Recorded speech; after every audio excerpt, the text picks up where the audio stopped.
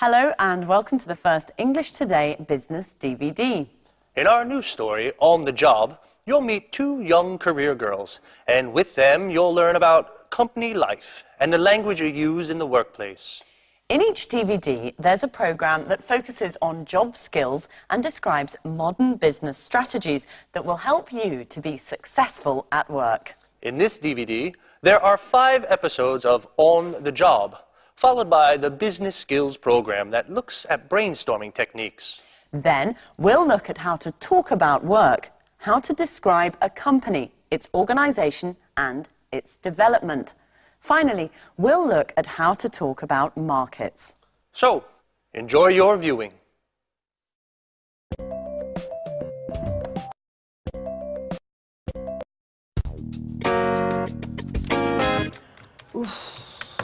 This report is so boring. Numbers, accounts and statistics. I hate it. I'm an artist. When I was younger, I used to write short stories, novels, poems, and I was good at it.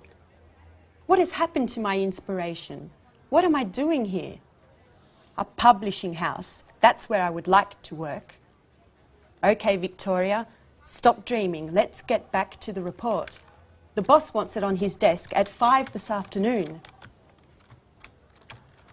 Oh, isn't there anything more interesting to do? Like listening to some good music.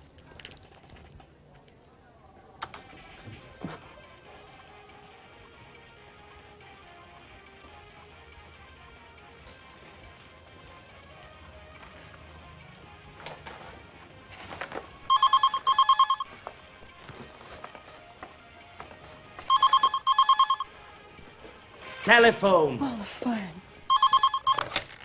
Hello, this is Victoria Lee. Oh, Lucy, what can I do for you? No, I'm not busy. Well, actually, I am very busy. I have to write a boring report for the boss. Anyway, what is it? Is there a problem? What?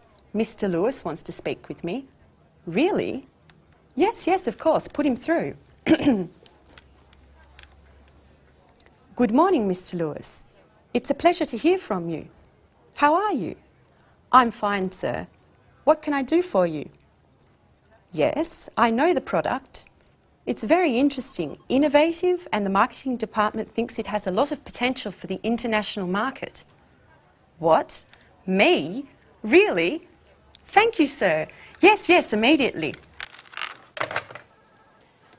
Yes, Victoria. Today is your lucky day. Bye-bye, boring report.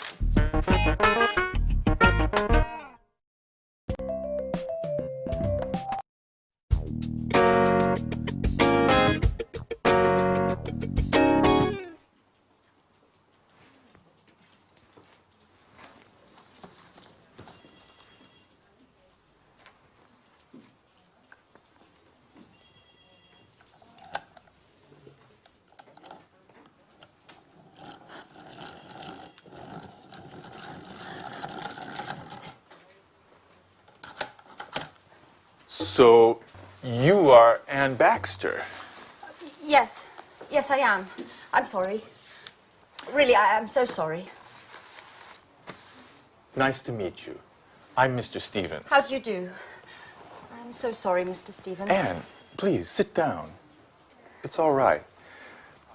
How are you today? I'm a little nervous. And this isn't a good start. That's all right. Well, Anne, where are you from? I'm English. I'm from Oxford. Great. A true Brit. Can you speak any other languages? French, German, Spanish? I can speak French, a little Spanish, and a few words of Italian. My sister is in Rome studying history of art at university. Okay. Very interesting. And can you use a computer? The internet? I'm not a genius with the computer, but I can use one. Great, Anne. I have your CV here, and I see you already work here. What do you do exactly? I do this and that. I usually work from home. I have an office in my room with a big desk and 2 chairs and... Fine, fine. That's fine. And do you live alone? No, I share a flat with my Australian friend Alice. And there's a new flatmate now. His name is Jack. He's from New York. He's very nice. That's fine. That's fine. Great. And you're very well prepared. You have a good education, and you're very precise. You're just the person for this internship. Oh, thank you, Mr. Stevens. Thank you so much for this opportunity.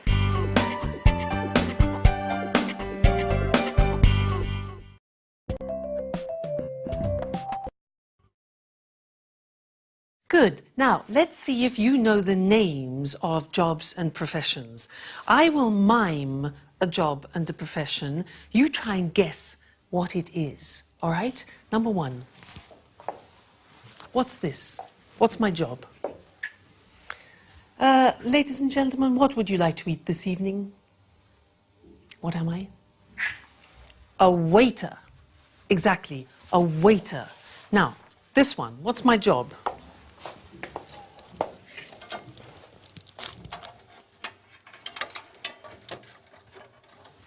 Difficult job. I'm a computer technician. A computer technician. Okay, next one. This one.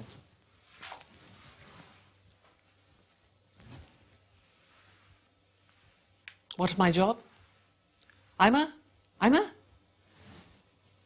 No, I'm not a policeman. I'm a policeman.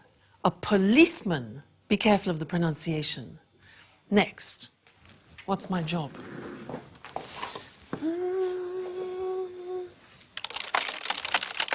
Hello? Hello? Yes, yes, yes. Thank you. What's my job? I'm a difficult one. Secretary. Listen to the pronunciation. I'm a secretary. Next one. Let's see. Here. This one here.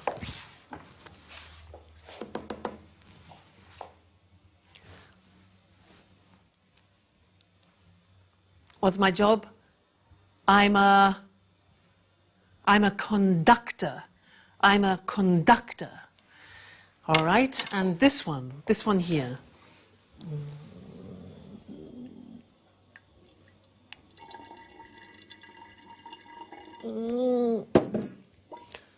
I'm a scientist. Again, a difficult pronunciation. Scientist. This one here. That's 78 for the chips, and then 20 for the chicken. That makes... that'll be €79, madam. Thank you. I'm a cash assistant. A cash assistant. All right. Next one. This one here. Follow me. You see this beautiful monument that we have in the city of Florence is the Duomo. What's my job? I'm a tourist guide. Listen to the pronunciation. I'm a tourist guide. This one, this is difficult. Ladies and gentlemen of the jury, I believe that this man is innocent. My job? I'm a lawyer. A lawyer. Next, this one.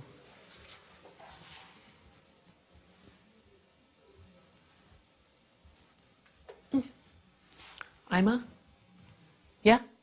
painter. A painter. Good. And the last one. What do you think this is?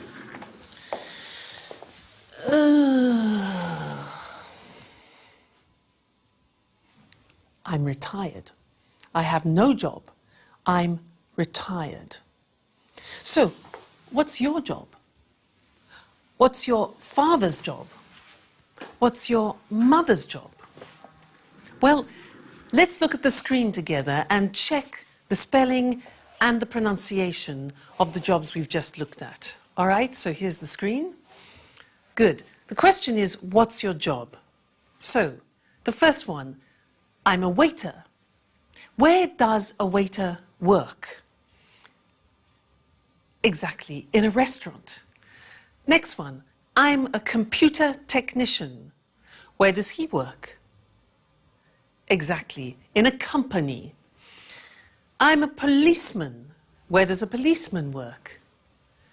In the police headquarters. Headquarters. All right, next. I'm a secretary. Pronunciation, secretary. Where do I work? In an office. Okay? I'm a conductor. Where do I work?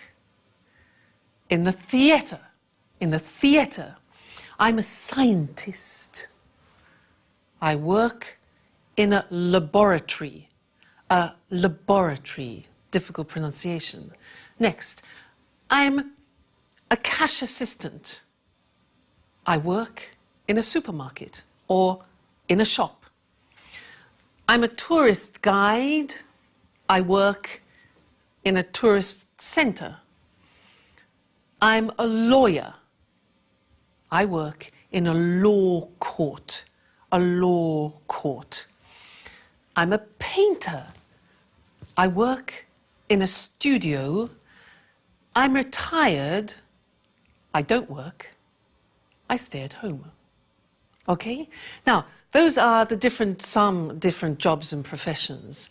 Now, let's look at some of the questions that you can ask people about their jobs. Let's look at the screen again. You could ask, for example, do you enjoy, do you like your job? Or you could ask, do you have responsibility in your job? Or what about this? Do you have a good salary? Does your salary reflect your job?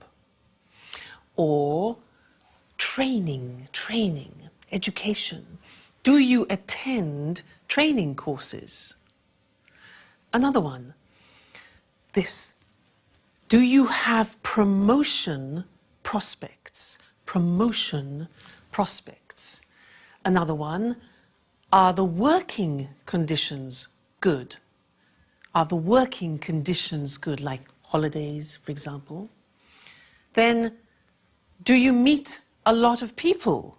Do you meet a lot of people? And one more, is your job creative?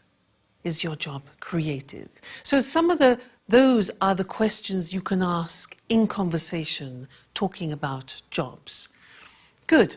Well, that's the end of the first lesson, and I look forward to seeing you in the second. Bye.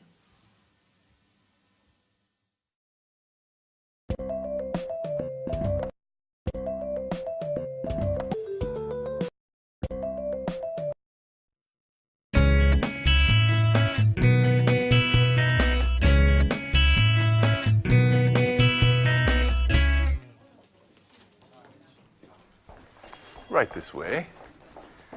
And this is Gary. And this is Rachel. Hello. Hi. Pleased to meet you. Rachel is a very important team member at our publishing house. She knows everything about the company. Thanks. She was our first employee, 1985. 1985. And she can answer any questions you may have. Okay, Anne, you're in good hands. Have a productive day. All right, Anne. Are you ready? Well, Mr. Stevens founded this publishing house in 1985. Oh, just a moment.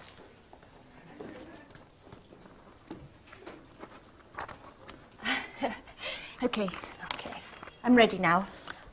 Our first product was a children's book.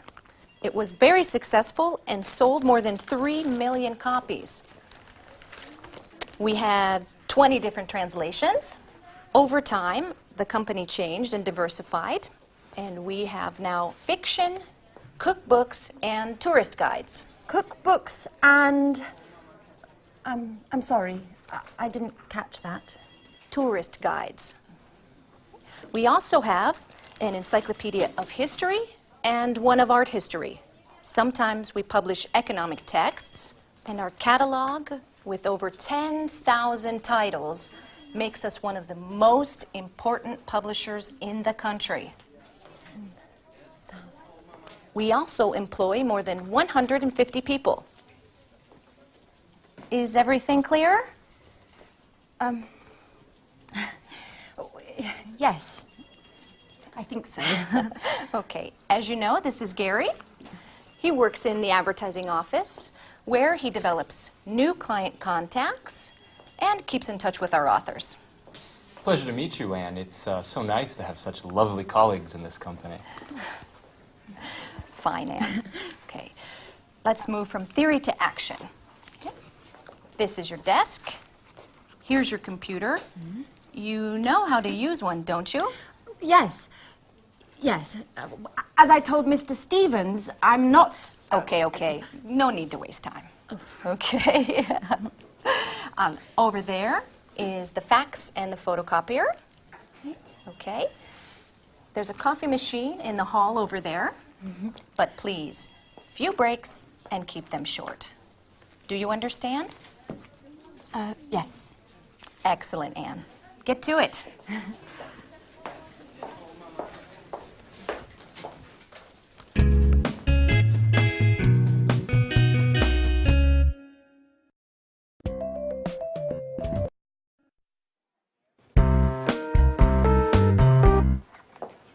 Oh, good morning, Mr. Chang. Excuse me, I was just rearranging my office. Take a seat, please. Thank you. Thank you. It looks very nice here. Thank you. Well, before we begin to talk about our new product, I would like to give you some information about our company. Speedmaster Spectre is a multinational company which specialises in well-designed, high-tech sporting goods. Founded in Los Angeles in 1995, we now have 15 branches worldwide. That's very interesting, Mrs. Lee. How much is your company's revenue? Over the past few years, Speedmaster Spectre's revenue has grown impressively. Today we have a turnover of more than 60 million euros of revenue. Our revenues abroad amount to more than 50% of that total. Very impressive. And what are your target markets? We have product lines for men, women and children with gear covering head to toe.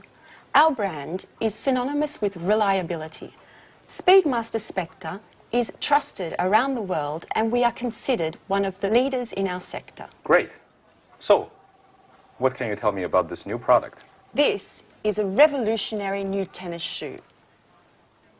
It's extremely durable thanks to our high-quality materials. We're interested in the Southeast Asian market. We believe that these shoes are the right product for that market. And where are they manufactured? Right, that's our strength. We have factories that meet all work standards and regulations in the countries we would like to target. And what is your role, Mrs. Lee?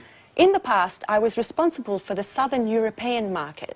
Just last week, I took on a new role to test and distribute our products into the Chinese market. It's a very challenging position. That could deliver positive results. Together we can do great things, Mrs. Lee. Well, goodbye, Mrs. Lee. This meeting has been very profitable for both of us. Let's talk soon. Thank you, Mr. Chang. And yes, let's meet again soon. Great. Bye-bye.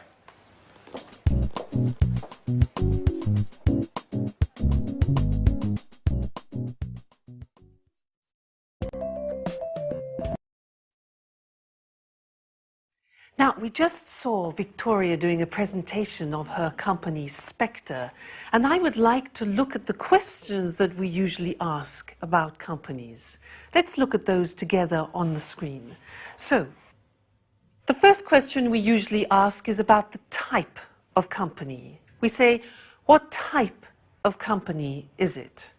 For example, a multinational, a private, a public, a family company. Another question we often ask is about the main or the principal activity. So the question would be, what does the company do, or what is its main activity? For example, manufacturing or engineering or production. Another question is about the employees. Look at the pronunciation of that. Employees, that's the name for the people that work in a company. So the question could be, how many employees are there? Another question we often ask is about subsidiaries or branches, which are small companies directly linked to the main company. And the question could be, does it have any branches? Does it have any subsidiaries? Another question important for us is the location. Where is the company located, or where is the company situated? And then we need to know about the products, the number of products, for example. So we could say, how many products does the company have, or does it have a large product range? And then the last thing, which is very important, is the money. And when we talk about the sales, the profit, etc., we talk about turnover or revenue. And the question is, what is the annual turnover or revenue of the company? Okay, so those are typical questions. Now, let's look at some answers. In order to do this, I want to compare Spectre, which Victoria works for, and then I want to look at the company that my brother owns, because my brother has his own company. He's the owner-manager of the company. He's the director. But it's very different to Spectre. So let's look at the difference between them, and let's look at the screen. Now, if you can see, Spectre is a multinational company. It's a very big company. But my brother's company, which is called Decorate, is a small family company. Now, Spectre specializes in sports goods, especially these high-tech shoes. But my brother's company, Decorate, produces kitchenware, objects like this. Kitchenware, things for the kitchen. The employees. Now, in Spectre, they have 1,500 employees. It's a big company. But in my brother's company, there are only 37 employees. Then the branches. Well, Spectre is a multinational. It has 15 branches and factories abroad.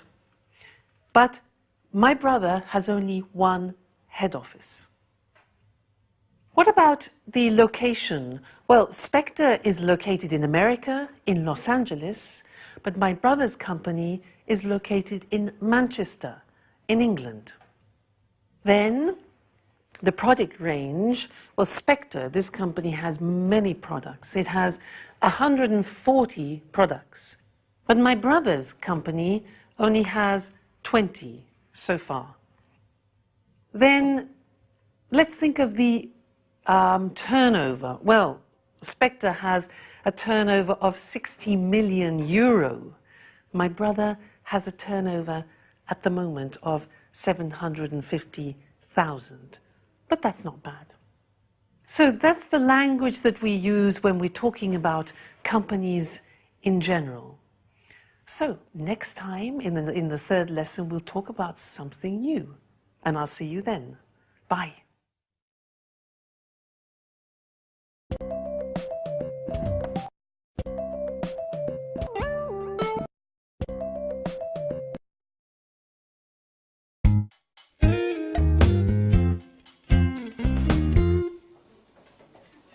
Good morning.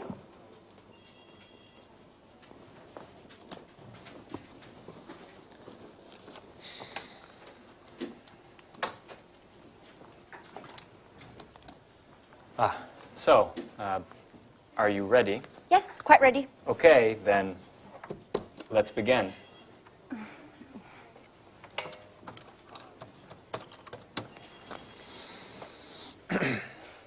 Hello, my name is Gary Reynolds from Pilgrim Publishing. May I speak to Mr. Jones?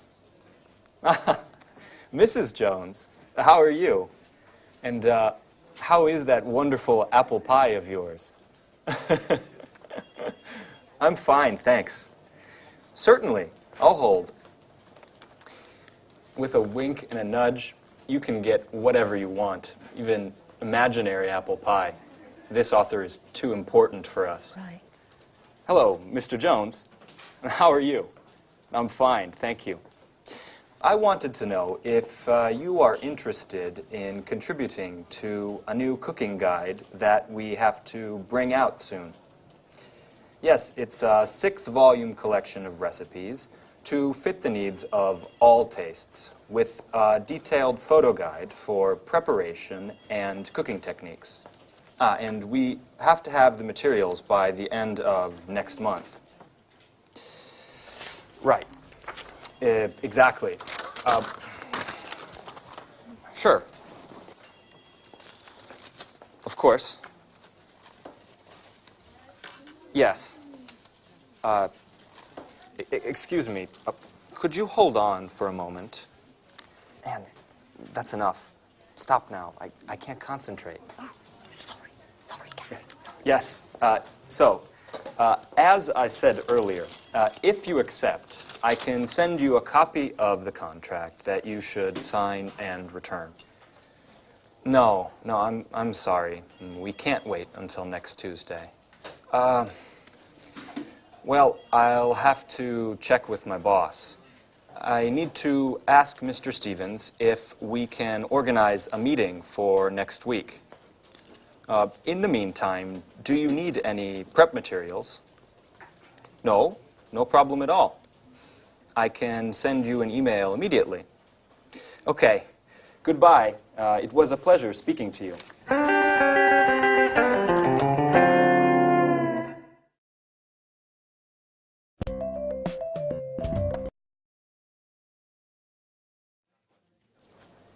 Do you always have to take notes? Yes, I do. I have to learn as much as I can, and there's so much to learn. I study my notes every evening.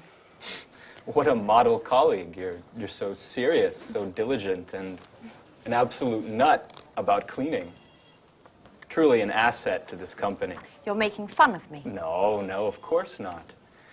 It's such a shame. Such beautiful eyes shouldn't only read all the time. Come on, Gary, stop it. Let's get back to work. Okay. I mustn't pay you any compliments then. So, Ms. Baxter, can you give me the notes from my conversation with Mr. Jones? Okay. So, you said to Mr. Jones that... Oh, I have to start from the beginning, right? Anne, calm down. It's not an exam. I know what we should do. You should try a telephone call. Me? Oh, no. No, I'm not ready yet. Sure you are. It's not that difficult. Okay. Here, Who do we have to call next? try to call Mr. Clifford. Right.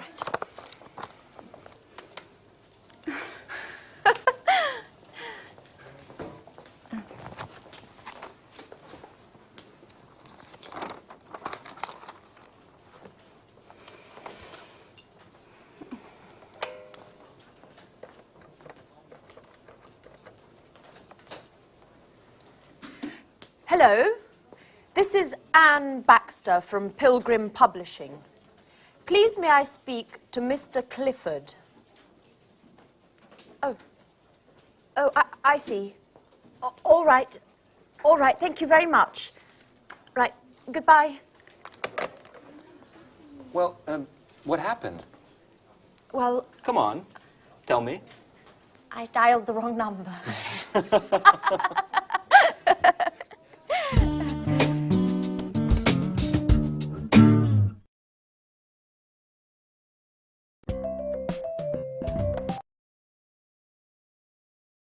Good. Now, let's look at company organization. as I said before, companies are usually divided into departments. So let's look at some different departments in a large organization. For example, you can have human resources. Now, human resources is usually personnel, it's training. Training is like education, and it's wages and salaries. Human resources. Another department is finance. Now, in finance, you usually have the areas of purchasing, which is buying things, also customer accounts and other financial services. The next department is production. Now, in this particular department, you have producing the goods, you check the quality, you do the packaging, and you distribute the goods to customers. That's production. And the last one we're going to look at is marketing. And in marketing, you advertise the product and you organize sales. So, here they are: human resources, finance, production, and marketing. Now it's your turn. I am going to describe some activities in these departments, and you must decide which of the department the activity is in, okay? I'll give you an example. For example, which department recruits staff? Recruits, that's a difficult verb, takes on staff. Which one? Human resources, finance, production, marketing. Exactly, human resources. Now, you go. Which department creates an image? Creates an image. Marketing. Good. Next one. Which department manufactures and produces the goods? Oh, it's easy. Production. All right. Next one. Which department, very important, pays salaries? Salaries. Human resources, exactly. Next one. Which of these departments packs the goods in boxes and in crates? Which packs the goods? Packaging. No, marketing, no. Production, exactly, it's production. All right. Next one. Which of these prepares invoices? Now, do you know invoices? Invoices are like the bills that you send to customers or suppliers. Which one? That's a job for finance, exactly. Next one. Which department checks the quality of the goods? The quality? Marketing? No. Production, that's it. Good. Next one. Who trains the staff? Who teaches the staff? Who organizes courses? Yeah, human resources, all right? Now, who dispatches the products? Dispatches, that sends the products. Which one? It is production, actually, it's production.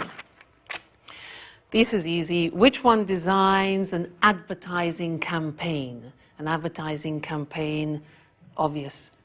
Marketing. Okay. Who does the budget, taxes, and investment?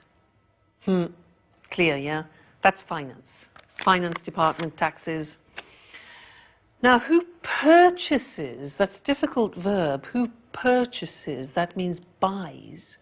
Who purchases supplies? Who purchases things for the company? Which one do you think? Marketing, production, human resources? Well, actually, it's finance. Finance. They purchase. And the last one, who plans the method of sales? The method of selling it to the public.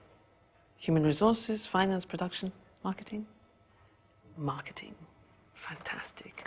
So good. So there you have an idea of 4 of the most important departments that you find in large organizations. Well, that's all for now, and I look forward to seeing you in the next DVD for some more business English. So goodbye for now.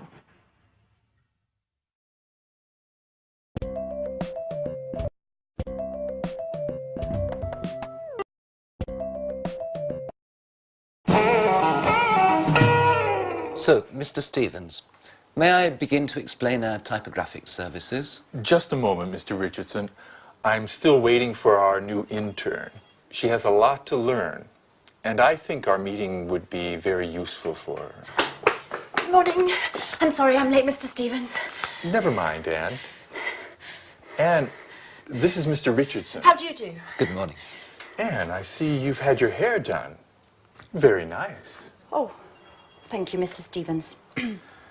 It looks like you were out late last night. I hope you had fun. Were you at a party or perhaps a club? Oh, no. I was at home. Actually, it was quite a difficult night. Anyway, I don't want to bore you with my personal problems. Right. So, Mr. Richardson, tell us about your typographical services then. Founded by Charles Emerson, Montex has been active in the typographic market since 1985. From the beginning, we have been known for our innovation and high-quality products. Mr. Emerson's children, John and Lucy, have continued the tradition by improving and enlarging the family business. The first Montex office was located in Russell Street. Oh, Russell Street! That's where the flower market is. I went there just the other day and bought 2 beautiful yellow orchids. I'm sorry. I'm sorry, Mr. Richardson. I didn't mean to interrupt you. As I was saying, over the years and following changes in the market, our company has diversified and extended its line of products. We've purchased the latest technology, offering our customers the best package available on the market today. In 2000, we moved to a larger office space in order to improve production. Our new headquarters are located in Rodney Road, and we have approximately 55,000 square meters at our disposal. Well, that's a huge space. Yes, that's right. It's very big. Anyway, our first success was with brochures, marketing flyers, pamphlets, and company catalogues. We also provided business cards and general printing services. Over time, we moved into book publishing as digital technology and expansions in the market gave us the skills to enter the market. Currently, we're equipped to provide highest quality publishing at an extremely competitive price. Our current capacity is more than 100 million pages per year.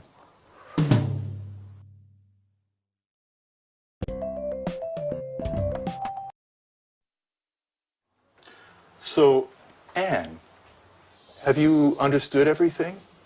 Would you like to sum up what Mr. Richardson has said? Me? Yes. Could you? Oh, all right. I'll try. Established in 1985 by Charles Emerson, Montex has successfully grown and adapted to changing client needs. In 2000, the company transferred to Rodney Road, where, thanks to cutting-edge equipment capable of high volume, it has optimized its production and extended its offerings, specializing in the publishing sector. Currently, it provides top-quality printing at extremely attractive pricing. Well done, Anne. You have a great ability to summarize. You know, Mr. Richardson, we aren't very pleased with our current typographers. They don't meet deadlines. Professionalism, efficiency, and punctuality are the keys to our success. Do you know that in just a few years, the number of Montex clients has grown by 100%?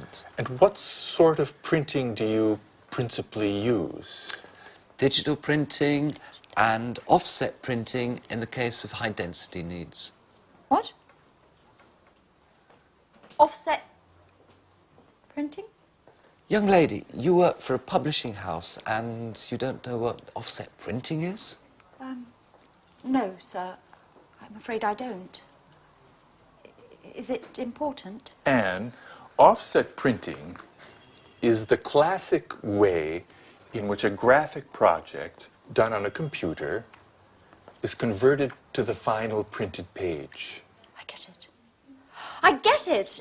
Well, it is important. It's extremely important. What an idiot I must seem. I basically told you I have no technological know-how.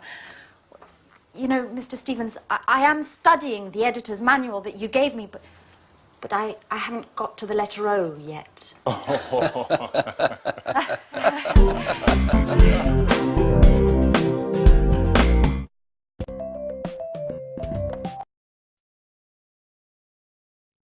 So in that scene, you saw Mr. Richardson talking about the history of his company.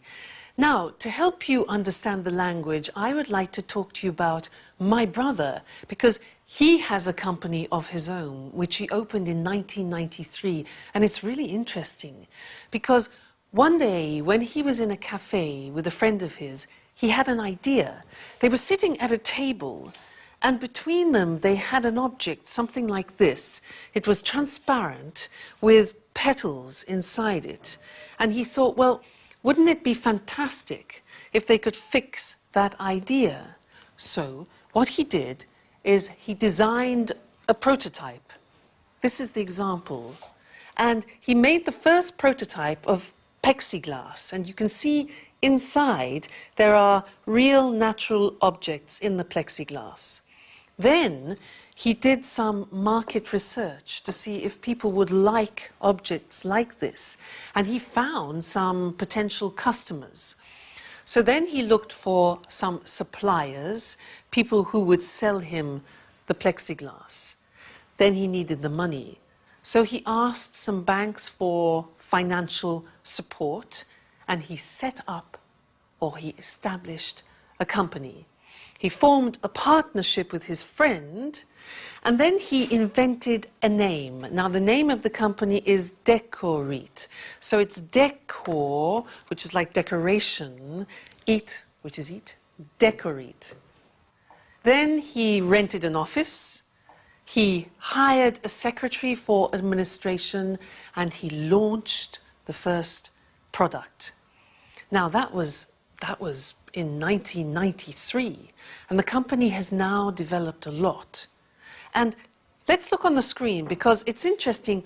When you talk about company history, you use the simple past tense. But when you talk about how a company develops, we move into the present perfect. Now, let's look at the screen and see how my brother's company has developed. Well, the company has grown. It has expanded. And the sales has increased a lot. Sales have increased a lot. Now, they needed more people, so they have taken on new staff. Probably about 7 or 8 new people. Then equipment. They have purchased new equipment because there's more production. Then the product range has developed, it has diversified, so you have more types of product than before. This was the prototype, and these are other examples. This plate here is another example of the products they have developed. So, product range has developed. Then the client base, well, they have increased now, and they have more distributors. That's good. The market now has extended from England to the whole of Europe. And as you see, investment, they have invested more in advertising and promoting the products. Then they've moved to bigger offices, the premises are much larger, and they have opened a subsidiary in France. So the company is doing really well. So that's some of the language to talk about company history, and how a company expands. Good. That's the lesson for now. And I look forward to seeing you in the next one. Bye.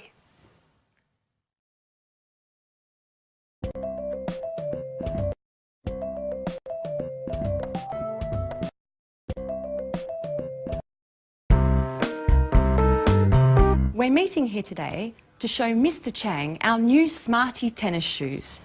These innovative shoes are made of high-quality materials and are perfect for the Southeast Asian market, which, as we all know, is expanding rapidly. We're especially interested in the Chinese market, which is growing at a pace much faster than the rest of the world. Excuse me for a moment. Henry? Hi. I'm sorry, but I'm in a meeting right now. Let's talk later, okay? All right, tell me, but hurry up. No, Henry, I never told John he could watch TV all day. He must have misunderstood. All I said was that he can watch all the TV he wants, but only after doing his homework. This really isn't the right moment, Henry. I'm sorry. Can we continue this conversation later on this evening? Pardon the interruption. Now, as I was saying... Excuse me, Victoria, but do you think this is the right product for the Chinese market? I think that before we export Smart in the Southeast Asian market, we need to take a close look at the local competition and the market's tasters in the sector. Excellent observation, Paul. We've actually already done market research, and as Mr. Chang can confirm, demand for sporting goods in China has grown by 50% over the past 10 years. Far Eastern consumers are increasingly interested in the latest fashion. They have become the most demanding consumers of fashion and quality in the world. Isn't that right, Mr. Chang? Oh, yes.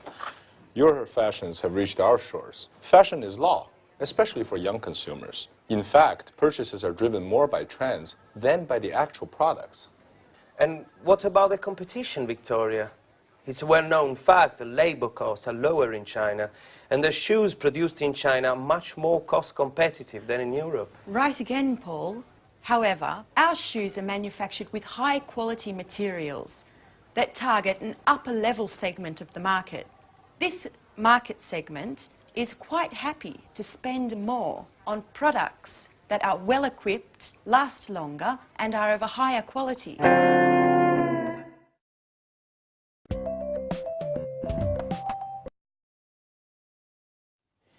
Do you have any data on how Smarty sales are going in Europe and in the States? Yes.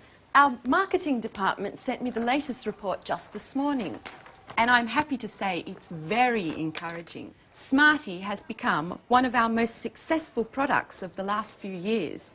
Demand is growing exponentially, and the satisfaction level of these shoes is much higher than that of similar shoes produced by other companies. In fact, Smarty shoes are considered one of the most durable, the most functional, and, most importantly, the most popular amongst the youth market. And what about the distribution? It's a very important aspect that we shouldn't underestimate. Yes, Mr. Chang is here to help clarify this issue for us. It is extremely important to have a detailed distribution and promotion plan. We've also got to create a reputable chain of agents to distribute our products over the widest possible area. This, in turn, will help us make importation easier and reduce taxes for entry into the Chinese market. Look, I'm very happy to provide you with any information you may need, as well as contacts inside the Ministry of Industry and the Chamber of Commerce. But, of course, success depends on your goals, your strategy, and the type of financing plan you're willing to provide. And besides that... Oh, excuse me yet again. John, what do you want? I told Dad I'm in an important meeting. No, John, I didn't say that. First do your homework, and then you can watch TV, okay? And listen to me. I don't care if your friends aren't studying today just because it's a holiday tomorrow. Do you understand? Tomorrow we're going to see your grandparents, so you have to study today. That's enough of this story, John. No, that's not true. I'm a good mother and I love you, but it doesn't mean I don't have the right to tell you what to do. Listen, I don't want to talk about this anymore. Goodbye. Pardon me, just a little domestic problem. Oh, yes, Mrs. Lee. We all know that kids cause more problem than work. You're right, Mr. Chang. Kids. Anyone who understands them is a genius.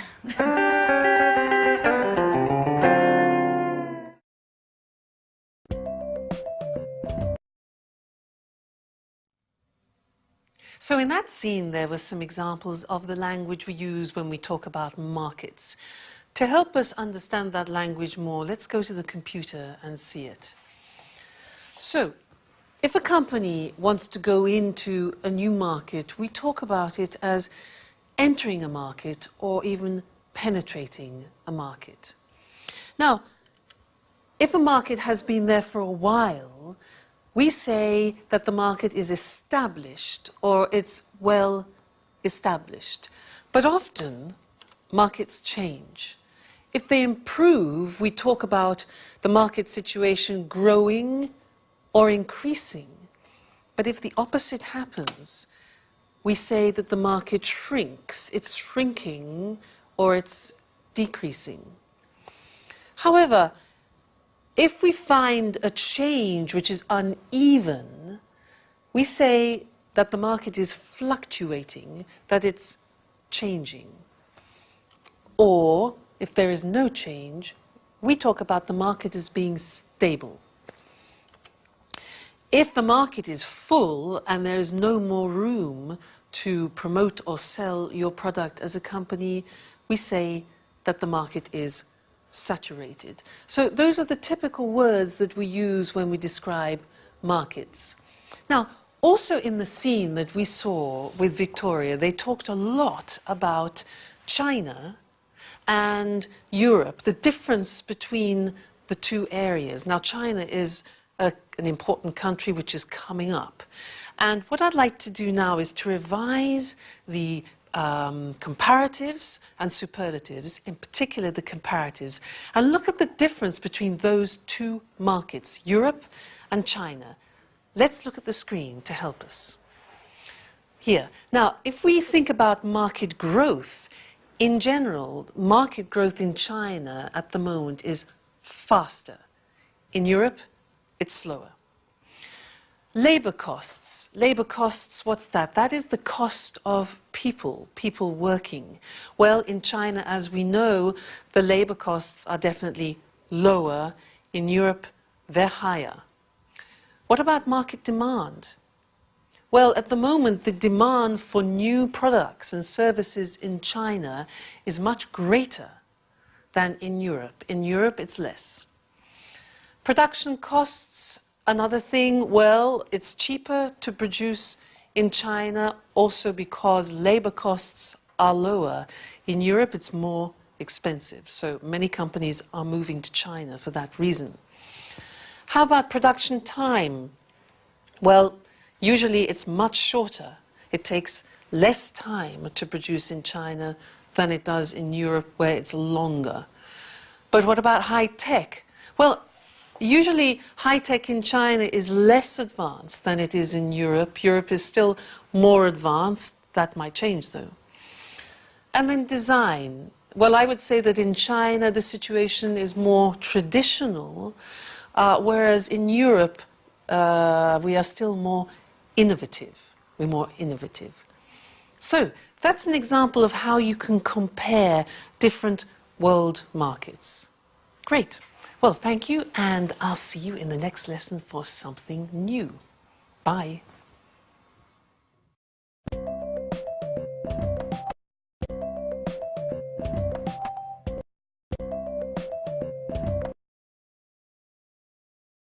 Hello, and welcome to Business Talk, the program dedicated to talking about business skills and techniques. Today's programme is all about brainstorming, a very popular conference technique designed to obtain the maximum number of ideas relating to a specific subject. In a bit, Lucy and I will give a short demonstration so you can see what it is all about. But first of all, what does brainstorming mean? And why is it used? Well, people put their ideas together with the aim of finding a solution to a specific problem. Exactly. It's a group activity. All the members suggest ideas and their contributions then stimulate new ideas. And the first rule is any idea is acceptable. Sometimes it's the most outrageous idea that can help generate a solution to the problem. The ideal number of people for a brainstorming meeting is from 3 to 8. Too many people could get a bit out of hand. Well, even 8 people calling out ideas and making comments could get chaotic, so it's useful to have a facilitator, a person who doesn't contribute but keeps this session on course and records the ideas on a flip chart. And although this is a common technique used in the corporate world, you might be surprised to know that during a brainstorming meeting, all hierarchy and roles disappear. The philosophy behind this strategy is to create a real sense of democracy within the group, so that everyone feels their opinions are valued. Now, there are certain principles to follow so that brainstorming works well. But before we look at these, let's do a little brainstorming so you actually see how it works. Okay, now there are only 2 of us, and there should really be 3 or more people in a brainstorming meeting, but this is just to give you an idea. So listen carefully to the language we use. Let's imagine a situation. Our company needs to increase its production space. A brainstorming meeting has been organized to gather some ideas. Let's start. How about opening a second factory somewhere? What if we close this factory and open a larger factory out of town? Let's explore the possibility of opening a larger factory for production and keep this space to make the shop bigger. Perhaps we could rent the building next to the factory. Why don't we look into renting part of the building next door? What about sharing a production space with another company? Couldn't we examine the possibility of building a 3rd floor? Let's try to reorganize the space we have. What if we organize 4 shifts a day instead of 3? We could relocate our administrative staff and keep production here. How about keeping the production here and renting some office space for the administrative staff? Would we be able to reorganize the shop floor space? Why don't we try moving all the production to China? We could move part of the production to China. What about closing part of the production line? Couldn't we rethink the production line? How about keeping the production of smaller items here and moving the production of larger items to China? Okay, we're going to stop here because we're running out of time, but this process could go on for much longer until enough ideas have been collected. At this point, a short list is made of the best ideas so that they can be carefully evaluated by considering how each one would work in practice. So the aim is to conclude the brainstorming session with 1 or 2 good ideas that can be put into action and hopefully solve the problem. Did you notice how we didn't stop to judge or analyze the ideas as they came up? Well, that's because if each idea were to be discussed during the actual brainstorming, the ball would never get rolling and too much time would be wasted. Another thing you may have noticed is that Lucy came up with an idea that had nothing to do with increasing the production space. She suggested working 4 shifts instead of 3, which wouldn't solve the problem of space at all. Yes, remember, all ideas are accepted during the brainstorming process because although an idea may seem silly, it might instigate other ideas that could instead give rise to a solution. Yes, actually, you suggested something interesting after the apparently irrelevant idea I had. Well, I'm afraid our time is up for today. See you soon. Bye-bye.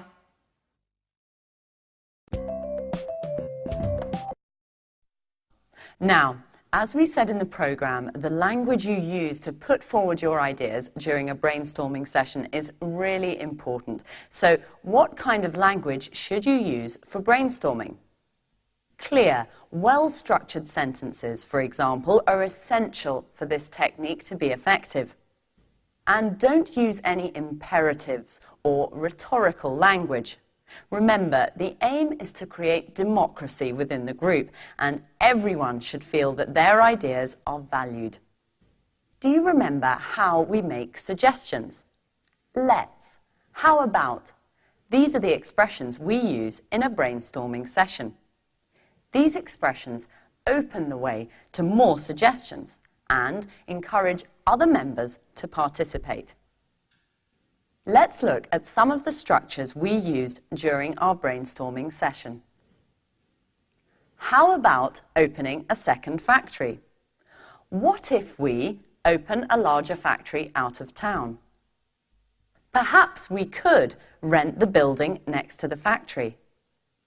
Couldn't we build a third floor? Let's try to reorganize the space we have. Would we be able to reorganize the shop floor space? Why don't we try moving all the production to China? We could move part of the production to China. What about closing part of the production line? Notice how all these suggestions promote group collaboration. Brainstorming is a group activity, so it's important to make everyone feel part of a team. Okay, now let's see if you've understood. I'm going to make some suggestions as though I were in a brainstorming meeting. And then we'll see which are tentative suggestions and which aren't. Ready? We could rent another factory. Let's build another floor. I think we should close part of the production line. How about moving production to China? Why don't we try relocating the administrative staff? In my opinion, we should open another factory. Couldn't we reorganize the space we have? So, of these 7 ideas, 2 are not actually suggestions. Which 2? Yes, the 2 that started with I think and in my opinion. It's essential that in brainstorming you don't try to assert your own opinion. What's important is to work as a team. Try to limit the use of I and use we instead. It's not easy when English isn't your first language, and you probably need to practice a couple of times for it to come naturally.